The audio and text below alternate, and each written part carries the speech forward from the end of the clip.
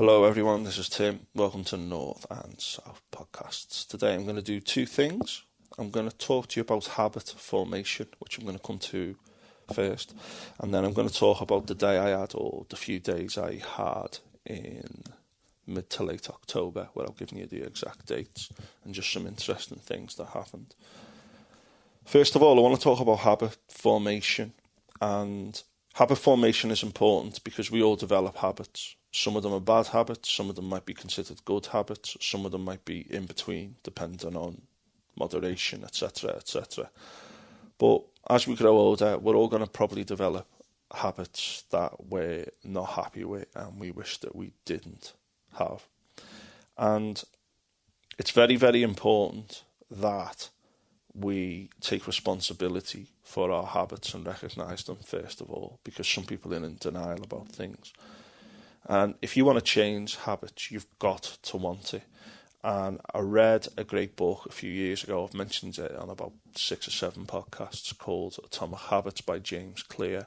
And he talks about how we can develop good habits and then bad habits and the kind of processes we can go through to do that. So I'm going to mention some stuff from his work, and I'm going to mention things from my own experience, which have worked as well, and as limited as that is. So bad habits, we need to recognise it. It might mean writing it down. It might mean using things like cognitive behaviour therapy, CBT, and mindfulness to be aware of bad habits as they're happening and to think, what's going on while I'm doing those things. If you want to develop a new habit, you've got to want it. If you don't want it, if someone else is saying, oh, you need to do this, you need to do that, that's great. You've got to want it, because otherwise it's too hard, or it can be too hard to overcome some of the bad habits that we've built up. So get your why right. Why do you want it? Now, you need 30 to 60 days to stop a habit and to start a new one properly. And even after that, you can find things difficult. So if you give up alcohol or tobacco or whatever, you may well have urges going well beyond that time. And you may have times mentally where you feel like you want those kinds of things. But 30 to 60 days is important.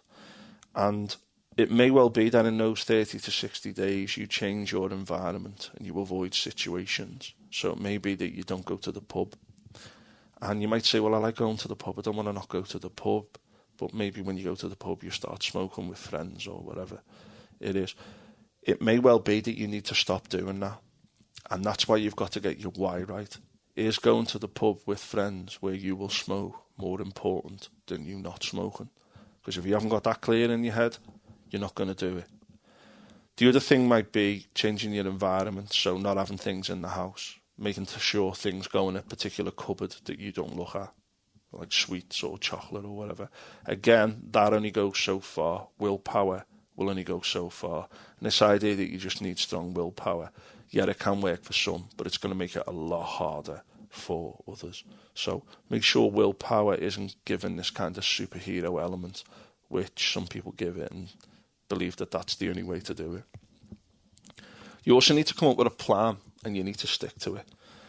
And it may well be that your plan involves reducing something over time. So if you're smoking 50 cigarettes a day, I know someone who gave up cigarettes when he was smoking about 40 a day, and he got some medication off the doctors to help with urges, and he just gave up there and then.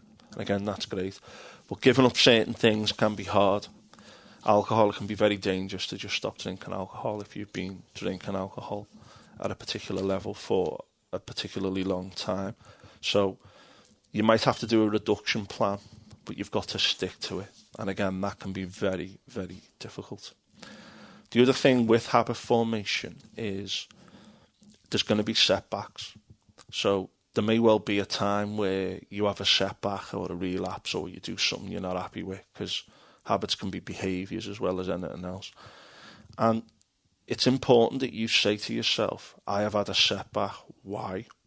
Okay, I need to move forward with me next step. What's my next step forward from the point that I'm currently at?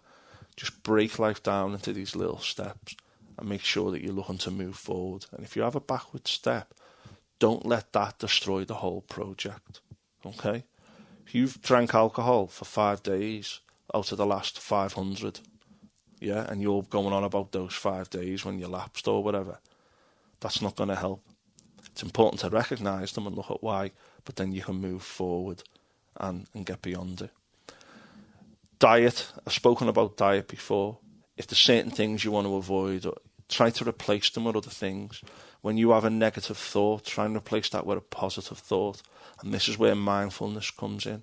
So if you find yourself talking to someone incorrectly, someone who's close to you, and sometimes people who are close to each other talk to each other a little bit negatively, and they don't even know they're doing it.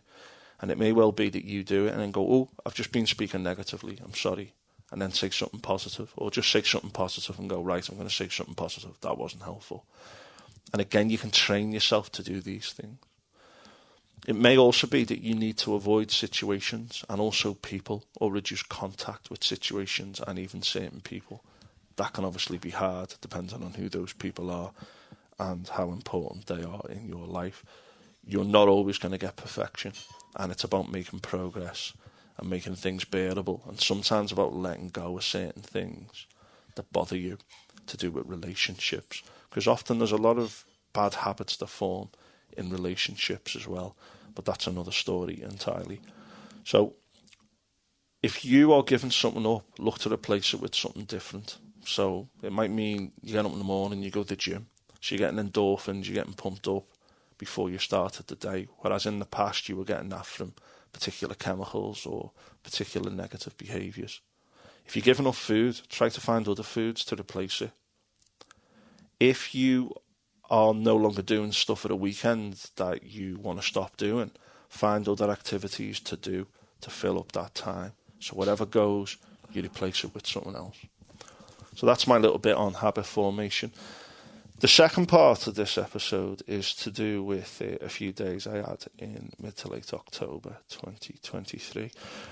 And I kind of had a few what I might call experiential moments where you're kind of living in the moment and you're showing a bit of gratitude and you're kind of just aware that life's passing you by and you're not caught in a negative mindset of wishing the hours away and those kinds of behaviours. I am a supply teacher and I went into a primary school the other day and I was really anxious going in because there's lots of new ways of doing things and new systems. I'm a secondary trained teacher, and while I was in there, the first hour or two I was really anxious, like, am I doing this right? I was speaking to the teaching assistant who knows how they do everything and getting advice from them. They were brilliant, they were working their socks off. The teachers in primary sectors work their socks off as well. And I'm not saying secondary teachers don't, but I've got a lot of respect for people in primary sectors for how hard they work. And I really enjoyed the day in the end. And the last few hours I really settled into it. And I just thought that was a perfect example of something that makes you a little bit anxious, that you might think, I don't want to feel like that. But actually you overcome it. And you come out of it the other end and go, well, that was an interesting experience. I've learned a lot about primary schools and what goes on in primary schools there. And that was of interest to me. The other thing on that particular day is I drove home and I picked my son up from nursery and then brought him back. And over the last 2 years, long story, I've been living with my parents. And I brought my son back here. And when I get in, I did this on Wednesday and Thursday. I was just in like organisation mode. Right, get his bag ready, sort his lunch, sort tea out, sort this out, sort... And my mum was trying to talk to me on both days a couple of times. And I was just listening to a podcast, cancelling it out. And I thought, you were a bit moody there. You worked hard Wednesday, Thursday, I said to myself. And you were a bit tired. But, you know, you need to interact with people around you a bit better than that. I thought to myself, yeah, I need to do better than that. And I need to just interact. Or even just say, listen, I'm a bit tired, so apologies if I'm not very chatty. Just say that so the other person knows. But I was quite tired and I just felt like I didn't deal with the evening very well because I was tired. But I recognised that and then realised that on the Friday, I took Friday off. I had Friday off and I'm very lucky to do that because my lad was sick Thursday night. And if you've got a young kid, sometimes they get sick and they look like they've got a fever or something. And then like 12 hours later, they're all right. Like, you know, their immune systems, they bounce back or whatever. So I took the day off, and I don't get paid when I'm off, but there's a cost of living crisis out there, and I'm lucky with the position I'm in at the moment that I could take that day off. And I was quite grateful for the opportunity to take that day off and to spend time with my son in the morning before I dropped him off at nursery. So he got up at 6, and he'd been asleep since 6 the night before because he hadn't been well. And instead of spending half an hour getting ready and getting out the door, we had 2 hours. So I was up at 6 as well. And we left at 8, and we went a bit later to his nursery, and he missed his breakfast club. But like, I just had a lovely time, you know, playing with him, watching the telly with him, having me breakfast with him, being mindful about me breakfast, and just cherishing those moments with him. Because, you know, one day I won't be here, and I won't be able to experience those moments. But I was aware of all this as it was happening, and I was really cherishing those moments with him. And it was nice talking to him on the way to nursery. We were talking in the car, and it wasn't like I was going to work, and I was just talking to him about his experiences, and he was like holding me hand while I was driving, and we were saying that we loved each other. And again, you know, a few years ago, if you'd have said, oh yeah, talking to your lad about like saying how much you love him, I don't see him for half the week. So when I've got him, I cherish those moments. And there are plenty of people who may listen to this or who may not around the world who realise when you lose someone, I didn't spend enough quality time with that person. And again, we're all different, and we all experience the world in different ways. But it was raining really heavily, and it was kind of nice in the car with the heat on, and we were talking about things, and he was asking about like why animals are different animals are different, and I was trying to explain that to him. And I just felt like I really needed to take the day off, and it was just so lovely to spend some time with him. So anyway, I dropped him off, and I went to a little cafe, and I wrote 2 podcasts. This is one of them. And I did some work, and I went to a couple of shops and got some stuff, which I never usually have time to do, and just didn't spend loads. Like, I just got a few bits and bobs. Michael, my lad, needed a pair of slippers or whatever.